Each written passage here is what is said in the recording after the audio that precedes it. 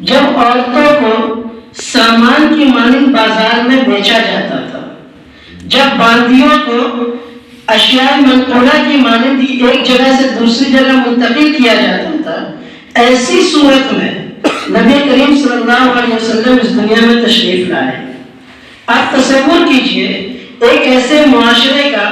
جہاں ایک عورت کو صرف اس وجہ سے زندہ دفن کر دیا جاتا تھا کہ وہ ایک عورت ہے، صرف ایک عورت کو اس وجہ سے وراثت سے محروم رکھا جاتا تھا کیونکہ وہ عورت ہے، صرف ایک عورت کو اس وجہ سے در بدر ٹھوکریں کھانے پر مجبور کر دیا جاتا تھا کیونکہ وہ ایک عورت ہے۔ اس معاشرے کے اندر،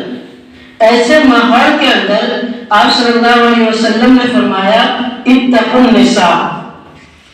عورتوں کے معاملے میں اللہ تعالیٰ سے ڈرو۔ اس معاشرے کے لوگوں کو آپ صلی اللہ علیہ وسلم نے فرمایا کہ جتنے حقوق تمہارے عورتوں کے اوپر ہے، یعنی اسی طرح سے عورتوں کے حقوق تمہارے اوپر بھی ہیں، اور ایک دوسرے کے حقوق کو ادا کرنا ضروری ہے۔ اور آپ صلی اللہ علیہ وسلم نے 4 شادیوں کی اجازت نہیں دی۔ یہ کہنا